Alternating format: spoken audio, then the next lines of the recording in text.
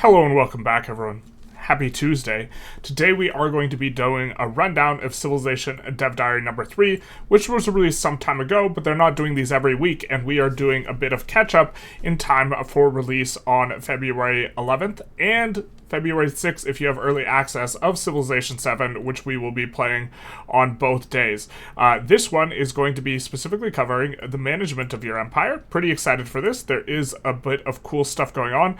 It definitely resembles in some ways some other 4X games that we've seen, seeming to integrate some of the features that we've seen in other types of games. We will be able to see, how stuff will be expanded, and also we got a little bit of a kind of insight into this last Dev Diary, wherein ages would matter, and in ages, for example, your warehouse buildings would change, and in some sense this was a way to prevent, it was a little bit of a catch-up mechanic, because if you have new warehouse buildings for each age, effectively having to resync resources in if you had already built these, but if you were behind and didn't get to build warehouse buildings, you would be able to catch up. So I do think that this is, the warehouse buildings in particular, are a bit of a catch-up mechanic, kind of per what we talked about last week. But without further ado, let's jump into this week, because it is in fact this week, except it wasn't when this was released, because they're telling us about a stream on November 7th. So it is our this week, several weeks ago, where in the future week it would be November 7th, but now that is still several weeks ago. Okay, hey Civ fans, hello. Sarah here with another Dev Diary, this time tackling one of the most discussed and interesting parts of Civilization 7, managing your empire. Today's author is Edward Zhang, who will be sharing a lot of in-depth detail about how you go about building an empire to stand the test of time. Make sure you tune into our Civ live streams on Thursday, November 7th, except that already happened, to get a closer look at the exploration age and more. As always, we love hearing from the community, so please continue your thoughts and questions across all of Civ's social media channels. Now, this is the second Dev Diary that we've seen where Sarah does a half paragraph intro and then the other person just talks. And I feel like I prefer Paradox's system, where they generally don't have someone introing the person who's going to be doing the discussion. But I suppose you really do want to make sure you get in these types of details, and they probably, Sarah probably reviews whatever copy Edward writes in this type of thing, so she probably has a supplementary role in that as well, and we're probably spending a little bit too long thinking about the logistics of how Civilization handles their Dev Diaries, or handles, rather. So let's continue. Hello Civ fans, I'm Edward Zhang, the economics feature lead for Civilization 7. It's thrilling to dive deep into one of the core aspects of Civilization gameplay, the way you build and manage your empire's cities and now towns. This is, for me, kind of, I think, what I find most interesting, having to do more with expansion and economies rather than, military and these types of things. Today we'll explore how these changes redefine the core experience of Civilization, bringing one of the biggest shifts in the franchise history. Our goal was to streamline gameplay, tone down complexity, and reduce the overwhelming micromanagement that has dominated the later stages of previous Civ titles. To be fair, on the topic of complexity, there's complexity that adds, there's two types of complexity, right? There's complexity that adds depth, and in truth, you actually don't want complexity. What you want is depth. And so, a good example of this is chess. Chess is a game where you can learn the rules of how everything moves, in an hour. Or far less than an hour, in 10 minutes. But chess at the same time, you could study for 10,000 hours and you still won't have mastered. So it is not a complex game, but it is a game that, for the purposes of a human mind, has infinite complexity. Infinite depth. And so what you want to have in a game is a game that the barrier to entry is low. And in that sense, the game is not that complex. And so we see a tone down in complexity as generally being a good thing, but often this can come at the expense of depth. We want interesting decision points without having to understand 50 different mechanics in order to make those decision points, right? Which is something that chess provides. And this is a mark of a good strategy game where, you can kind of understand your decision without needing to know 50 different things. But at the same time, even if you are extremely skilled, you will encounter different decision points, and you will not always do the same thing rote over and over and over. Very often, the games that are really complex, there's like one correct way of doing things, and in that sense, when that comes up, or when that type of game comes up, it's a matter of you just learning the 50 different mechanics, and then once you learn them, you do the exact same thing every time, and that's uninteresting. And so what you have is kind of what complexity gives often to games is the illusion of depth, when depth is not really present. And so I think that in game design, this is like a very important one, and the micromanagement, having to redo the tedious thing over and over and over again, is often a hallmark of a game that is overly complex without adding depth. When there's a lot of micromanagement where you specifically are doing the exact same decision. So a lot of clicking without a lot of deciding. You want your ratio of decisions to clicks to be really high. But let's kind of continue on. Design goals. The challenges of empire management in the 4X genre. As fans know, Civilization 7 is a 4X game, with each X standing for explore. Players explore the world and discover new resources and opportunities, as well as other civilizations and challenges. I really do love the exploration kind of phase of things. It's one of the reasons why I really liked Europa. I also really like industrialization. Those two eras do not line up with each other. Kind of thinking of Europa Universalis and Victoria 3, but we're going to be able to get that type of thing in Civilization. Specifically to explore, you have like randomly generated maps, this type of stuff. I'd really love to see something on Paradox's von Clausewitz engine, which has randomly generation of a map, and also has an exploration type of mechanic, or like is in an era where the map is not all discovered and exploration is an aspect of it.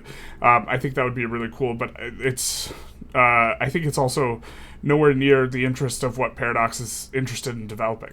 Expand. Players expand their control by establishing new settlements and acquiring territory represented by hexes on the map. Again, love this. Exploit. Players use the resources and abilities to further strengthen their civilization and send the children to the mines. We're on board with that. And exterminate. Players can attack or be attacked by rival civilizations and independent powers. Warfare has never been something that's super high on my priority, but okay. It is the 4X. In Civilization 7, we wanted to reimagine how players expand and exploit their empire. Now we're talking. Cities are the beating heart of ME civilization. You know, interestingly, I think the beating heart of Victoria 3 is like Pops, and that's kind of like the underlying thing. But in Civ, yeah, I do think cities are going to be kind of how you think of it, but managing them should never be a burden. Balancing growth across your empire while allowing for unique development opportunities has always been a core tenet of Civilization gameplay. Now, so these unique development opportunities, we can think of, kind of referencing what we discussed earlier, as this is where you have depth. If you have a decision point, because one thing is going to play different than another, but you can quickly identify what's important, or you can quickly identify what you're really deciding between without needing to process a ton of new information, this is really what you want. But over time, expansion can overwhelm players with an increasing number of decisions, leading to late game fatigue. Okay. Ideally, what you would want it to be is the game to feel micromanagement heavy when you have a small number of, beating hearts to manage, and then as you have more and more, it to feel less micromanage heavy. For Civ 7, our design intent was to enhance the depth of the city and empire management without bogging the players down with unnecessary micromanagement, which is, kind of a bit like we don't want the player to have to make a lot of decisions that are always coming to the exact same conclusion, or this is how I view this in terms of what you want in intent. If the decision is always going to be the same, you want to remove it from the player's hands. This approach meant rethinking mechanics like improvement, growth, and districts. We wanted every settlement to feel unique, every choice to feel meaningful, and every decision to have a direct impact on your empire's growth, all while streamlining gameplay to keep the experience fresh and exciting from start to finish. So obviously there's like you're pulled in two directions here to some extent. And the trap is making a game that's just more and more complicated without actually really adding strategic depth.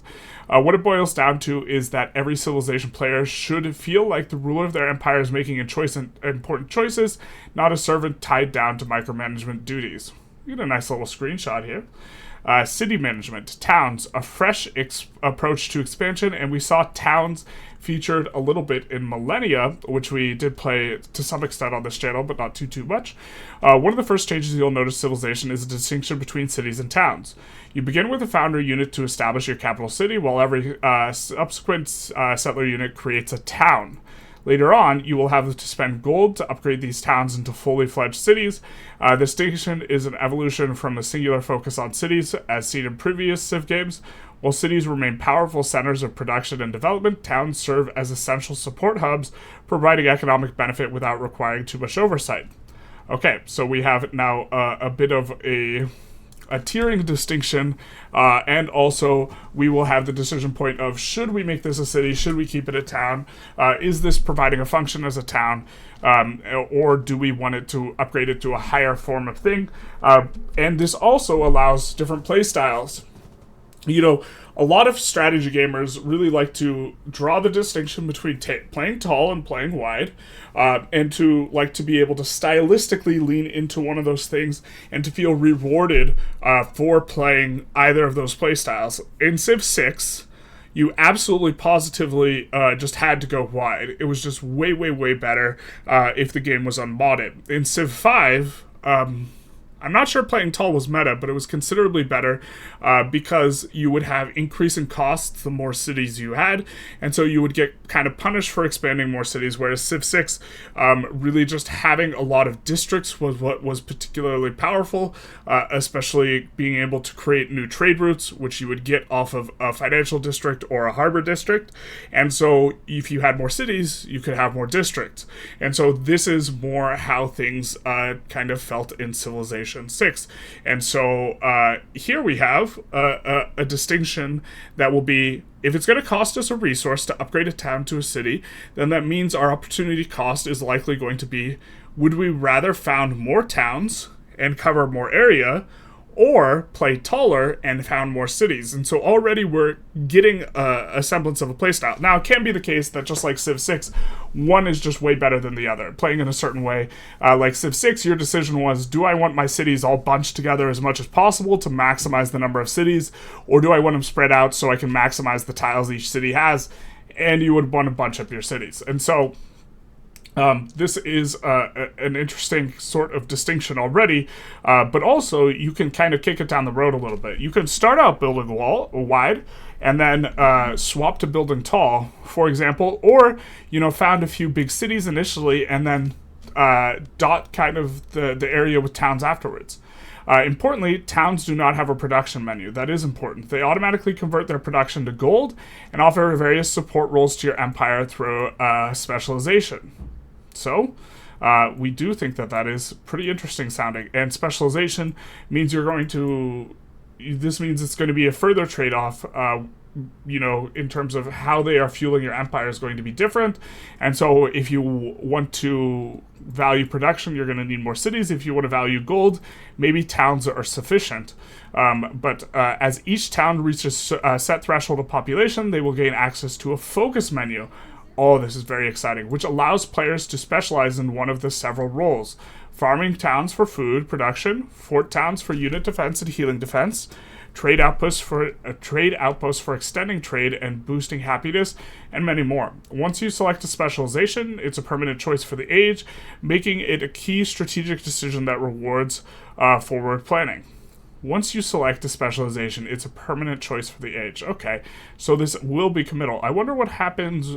I guess we lose the specialization when we upgrade to a city, but okay, here's an overview of various, although we gain specialization as we gain population. Cities with more population are probably more useful, and so it's probably not too bad to lose the specialization in this way. Here's an overview for the various town specialties in Civ 7, some of which are age-specific.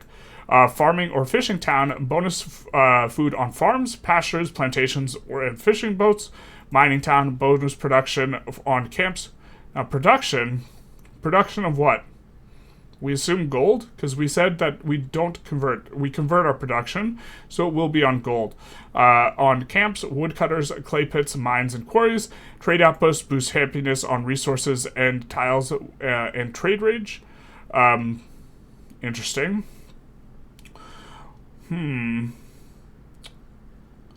Well, we'll have to see how these bonuses work exactly. To try and because I'm trying to evaluate right now, like what types of imagining a map and resources and this type of stuff. When will we want trade outposts specifically? I suppose building them in between you and another country that you can't currently trade with in order to unlock trade is maybe something you're interested in. Fort town, bonus healing to units and health to walls in this town. Really, that kind of is a play pattern we thought of when, the specialization comes in. It's permanent, but once we upgrade to a city, right, then it's no longer a town, and I think it loses the specialization. So if you have a significant war with someone, you can make your town into a fort town, your town closest to them, with the understanding that, hey, we won't necessarily be committed to this fort town for an extended period of time if we decide to upgrade to a city. Religious site boosts happiness to all temples in your empire. All temples in your empire. Very interesting. So this will allow us to... this will help us to build tall in some sense. Generally speaking, in Civ 6, we don't really know how happiness mechanics work here in Civ 7, but in Civ 6, happiness was one of the main throttles to your ability to get a really big population. And so if you have just a few cities and a ton of religious sites, you could boost happiness up quite a bit. Hubtown, bonus influence for every connected settlement. We're not going to really know what that means until we know exactly what influence is good for. Urban center, bonus science and culture on districts with 2 buildings in this town. Interesting. So we're urban sprawling. I wonder how we're paying for these districts and buildings if we don't have production ourselves. And then factory town, bonus gold towards purchasing a factory in this town and additional resource slots. Now, purchasing... in my mind, implies that we can buy districts, perhaps. And so this bonus science and culture, the fact that this is on buildings, this type of stuff, maybe we buy the buildings. We see the town focus little kind of thing that we have here.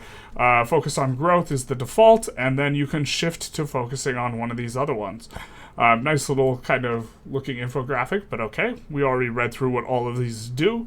The design behind towns. Our goal was to make expansion more strategic and less overwhelming. So that is to reduce perhaps the number of decision points, make the decision points feel more meaningful, which is, in my opinion, kind of adding depth and removing complexity. In past Civilization, or in past Civ games, each new city added something more to manage. By the late game, the sheer number of cities and decisions could lead to a loss of focus and a lot of busy work. Towns are our answer to streamlining expansion. They grow, support, and adapt to your needs without requiring constant input because they will not be adding to the construction queue, right? Because their stuff gets converted into gold. You choose their specialization, and then they contribute to your overall cities. Past civilizations have always been hard to balance, and here we see it, what we've mentioned, hard to balance between tall and wide playstyles. Tall players often prefer to have shorter computer chairs, that way they can see the screen better. And short players prefer, tall players prefer quality over quantity with fewer build queues so that less time is spent managing entire empire production. Wide players, I think that often tall versus wide is more of a roleplay distinction rather than like a playstyle distinction, but okay. Wide players prefer quantity with an empire that covers every tile as far as the eye can see. This balance has shifted with the past couple of iterations. Civ 5 favored a tall strategy, more of a tall strategy. This is the one we mentioned where Civ 5 in particular, you would get an increasing penalty based on the number of cities you had towards civic costs, and I think maybe tech costs, but I can't remember. It's been a while since we played Civ 5, while Civilization 6 leaned towards wide. For players focused on min-maxing, these approaches tend to be the most effective ways to play. With the addition of towns, Civilization aims, and the aims is a very important one because you often aim at creating a balanced meta, but it's really hard to make a meta balance. To support both playstyles equally, leaving choice in the matter of preference rather than strategy. Which is, when games can do this, I think it's really nice. Because if you allow for two different playstyles, right, then you've now doubled the replayability or the types of combinations you can do. So if you have like 10 different civs and 2 different ways to play, then you have, kind of 20 different options. But if you have, 10 leaders, which can progress to, like, let's say a combination of 10 different civs total, and you can play these all either tall or wide, then that's 200 replays before we've played the same thing twice. And then, of course, your map is going to look different each time, which adds a further layer of replayability. And so if these things are both good, then it will be, it'll add more to the game. But also, as we kind of mentioned earlier, the fact that the towns can be upgraded to cities, seems to indicate to me that you can transition in or out of a tall versus wide playstyle, depending on the age and the situation you find yourself in. And so this adds even more kind of nuanced decisions, while, like, at its core, they are trying to reduce the number of decisions you're making, but make the decisions you're making more significant. A tall player can now have an empire that collects yields and resources from a vast swath of land, but will only worry about a minimal number of build queues. With towns feeding a few cities, they will grow into large production powerhouses supplemented by the gold income from these towns. A wide player can play just as they would in Civ 6, placing cities in every nook and cranny. With town production converted into gold, this playstyle is streamlined by encouraging the batch purchase of buildings necessary to get that new city up to par with the rest of the empire, which, of course, this is a playstyle we're much more familiar with, having kind of come from Civ 6 most recently. And for those deity players who are optimizing their play to the last gold per turn, the choice between towns and cities presents an ever-changing strategic calculus that provides new impactful decision every time you send forth a settler. Fans of the approach will find flexibility they need to build their ideal empire in Civ 7. Okay. A new growth system. No builders, no problem. Yeah, builders added a level of micromanagement that,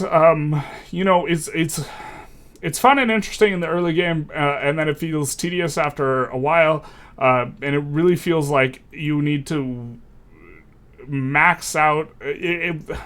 It feels like something you can't ignore, and simultaneously it feels like sometimes you want to put off the decision, and often it wouldn't feel very, very, very good. But here we see no builders, no problems. Here we have a city. We have the option to expand our town, and select a tile. And I assume what's going to happen is or are we just going to add improvement instead? So we can expand or add an improvement. Let's read on. One of the major shifts in Civ 7 is the removal of the builder units. Rather than sending builders out to improve tiles, population will naturally grow. Population growth naturally drives improvements. Okay, this sounds good to me. As settlements generate more food, they accumulate more food in said bucket. Once a settlement's growth bucket is filled, you gain a population point that can be allocated for a tile for improvement, or assigned as a specialist to urban tiles. The bucket then grows in size for the next growth event. Okay, so we decide at the point at which we gain a population what we're going to be doing, and we don't have to worry about builders. The decision to tie tile improvement to population growth simplifies the gameplay and reduces the number of repetitive actions we've seen in past games, especially as you manage settlements. Now, both food as a yield and your growth choice carry more weight and integrate seamlessly with your overall strategy. Is this reducing clicks? I think it's kind of reducing clicks. I'm not sure it is, but it's presenting you the decision as it comes, rather than you build a builder and now you need to decide all the places you want to build and this type of thing. And it's maybe easier to make a decision as you grow the pop. And certainly it removes the having to consider whether or not you have too many tiles improved or not enough tiles improved in a city, because the city's improvement will always be tied to the population. But okay, empire management, the settlement cap, strategic growth over unchecked sprawl. In Civ 7, the settlement cap serves as a soft limit for the number of cities and towns you can maintain without penalty. Don't know how I feel about this. If you exceed the cap, local happiness in each settlement decreases, which will reduce your global happiness yield. Balancing your expansion with the settlement cap is critical for efficiently growing your empire. You know what? Maybe we're on board with this. To be honest, your ability to expand an empire, like historically speaking, was largely gated by your ability to actually not just get the land, but to exert control over that territory. And often roads were a fundamental thing in the transportation of information. And so often the longer a period it would take in days for information to reach the edge of your empire, the harder it was to keep that empire together. Just as units and buildings have maintenance costs to limit unchecked growth, the settlement cap introduces a balance between expansion and exploitation. It encourages thoughtful strategic growth rather than rapid unchecked sprawl. There are multiple ways to increase the settlement cap, but they require the time and resource investment. While you can choose to exceed the cap, managing your happiness yield effectively will be essential to mitigate the penalties of overextension and keep your empire thriving. We see happiness, a double-edged sword. Indeed it is. In Civ 7, happiness functions as both a local and global yield that directly impacts the stability of your empire. Locally, happiness is necessary to support specialists and maintain buildings within your towns and city. Globally, it accumulates across your settlements to trigger celebrations, special events that provide buffs, and slots for tradition and social policies. Okay. Effectively managing happiness is a key to growth and stability of your civilization. If a local happiness level falls below 0, you will face penalties that reduce the output of all other yields. Good that it's all other yields, not just all yields, including happiness, so you don't just death spiral. But this slows down your progress. Keeping an eye on the resources and conditions that affect happiness is key to maintaining a stable and prosperous settlement. Management through the ages. What stays versus what decays. And this is kind of what we mentioned in the beginning, a little bit of the catch-up mechanic. As your civilization advances through ages, not all your constructions will stay the same. Warehouse buildings, unique improvements, and wonders retain their effects and continue to provide the bonus regardless of age. They are all tagged in the game as ageless. These buildings ensure that your investments carry forward in time, providing a reliable backbone to your empire's infrastructure. It's not exactly what we remember reading last time, but there were some buildings that could be built over. However, buildings and improvements, okay, here we have it. Other buildings and improvements may eventually become outdated.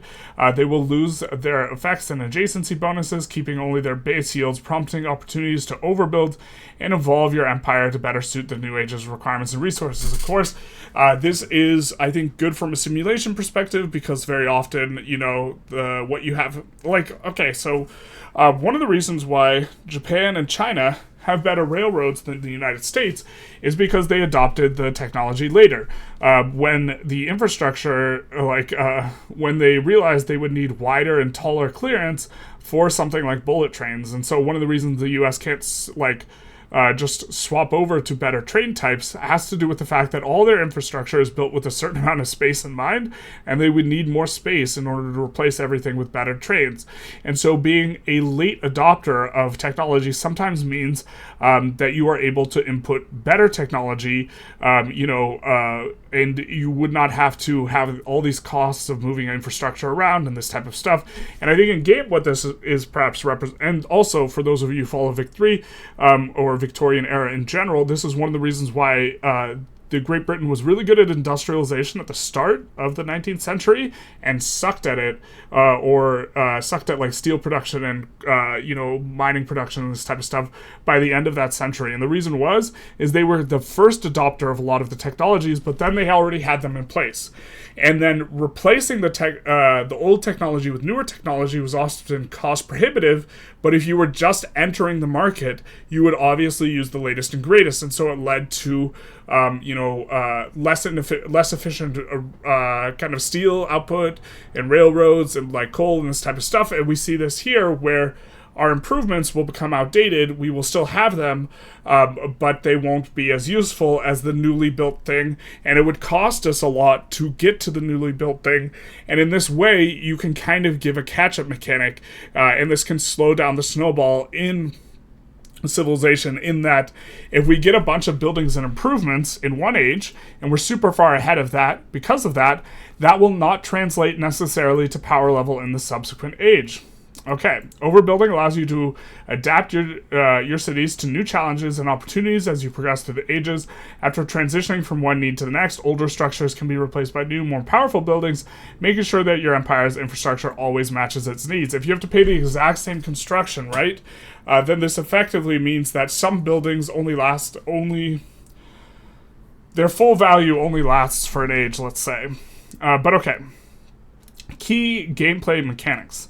In Civilization 6, a district planning can be complex and often challenging metric. I personally love it. I love the map tax. I love thinking through it, these types of things, but often it would be a little bit daunting in some spots, and also it was easy to feel like you were making a decision that would mess everything up for an extended period of time, as in the rest of the entire game. For Civilization 7, we've taken major steps to streamline this experience. Rather than assigning a specific specialty to urban districts, such as science or culture district, we've made every district more flexible. Okay, you no longer need to pre-build any district, as they are automatically established when you place a building down. Each urban building has 2 building slots that can hold any type of building, allowing you to customize each district to suit your strategy. Okay, additionally, there's no theming bonus for grouping similar buildings together, and this is perhaps where you would spend the most time tearing out your hair. Certainly we did. We've made this decision to avoid creating the illusion of choice. Surely it was a choice. The illusion continues to ensure that players make more meaningful, interesting decisions rather than being guided by artificially strong incentives. Okay, this is also notably one of the ways the AI would really struggle. This is one of the ways the AI would really struggle to place stuff in such a way in order to maximize kind of these types of adjacency bonuses. Finally, new districts must be placed adjacent to the city center and expand outward, creating a more cohesive and unified look for your cities. This approach not only makes the city planning intuitive, but also gives your cities a more organic, natural layout as they grow.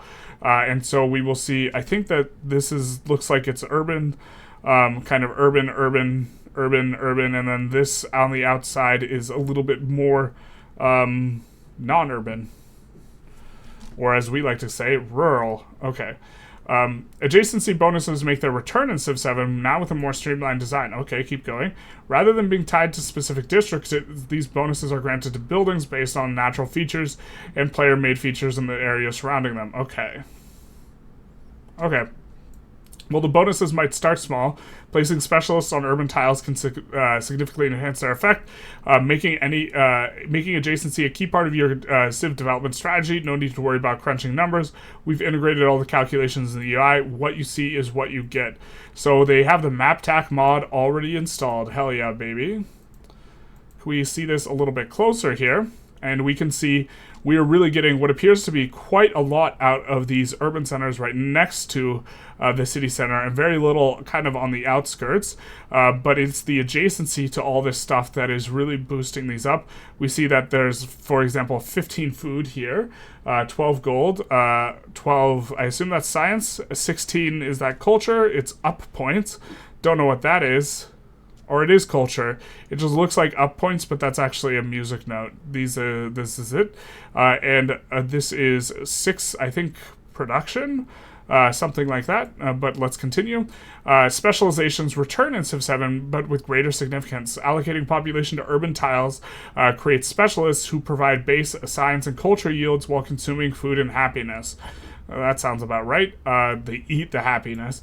They also amplify adjacency bonuses of their tile, making it vital for maximizing your city's potential. Deciding how to balance the benefits they bring with the resources they consume is a critical part of efficient city management.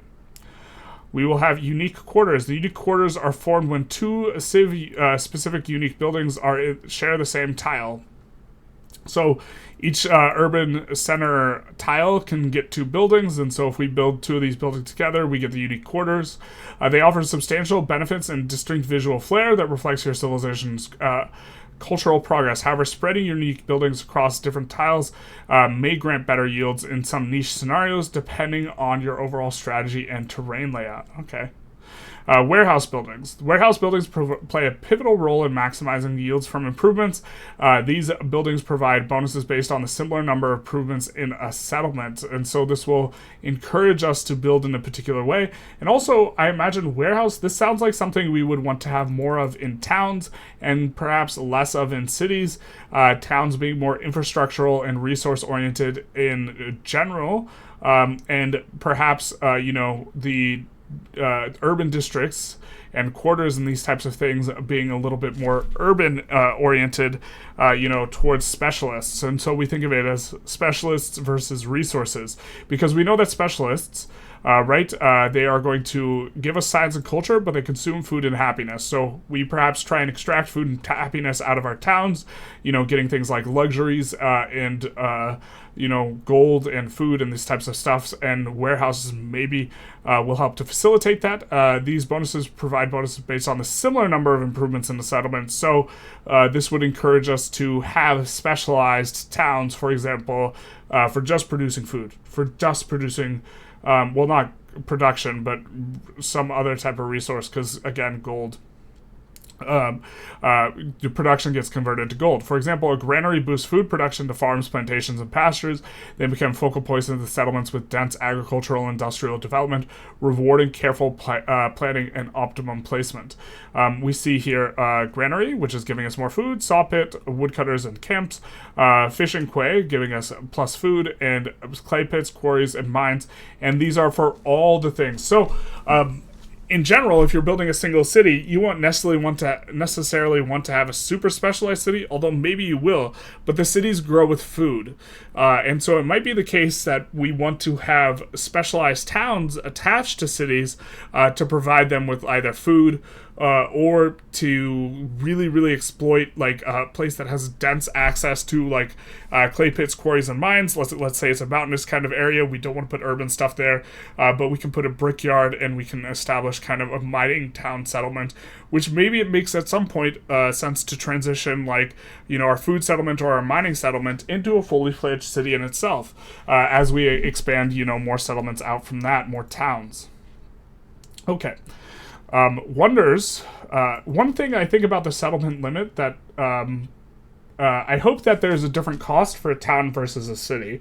I hope that a town maybe costs 1 settlement slot and a city costs 2. That way, because otherwise you're probably encouraged to maximize cities while staying at the capacity of it. But okay.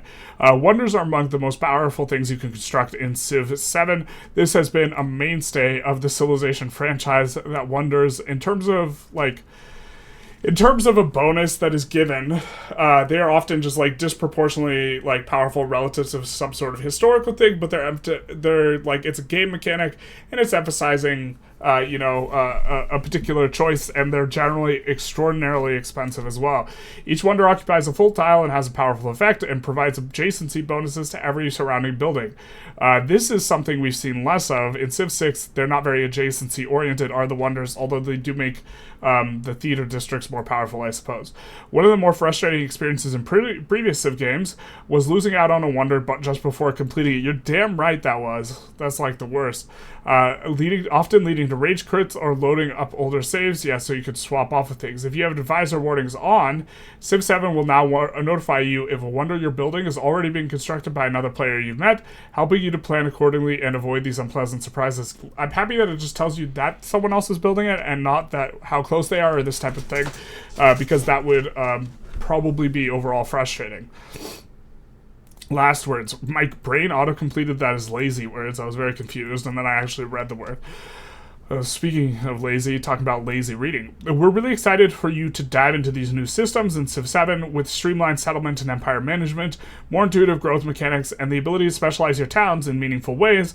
We believe that every part of managing your empire will feel more impactful, strategic, and fun. We can't wait to see how you adapt to these mechanics on your own, forging unique empires that you believe in. If you have any questions, thoughts, please share them on the forums, social media channels, etc., wherever you're talking Civ. And thanks for reading, and happy building. Again, we get get a happy salutation of sorts, not for the day, but for, in fact, the building. A little bit interesting, but I hope you guys enjoyed. This one has been a bit interesting to kind of read through, see how things are different, really kind of talking quite a bit about, decision making in general, because you're trying to reduce tedium while increasing strategic depth, in terms of your design. I think what they're doing seems like a pretty good, shout for doing that and accomplishing that. So again, very excited for it. We will be playing on the 6th and the 11th of February, but I hope you enjoyed. If you did, feel free to like, comment, subscribe, YouTube algorithm stuff. And other than that, have a good day.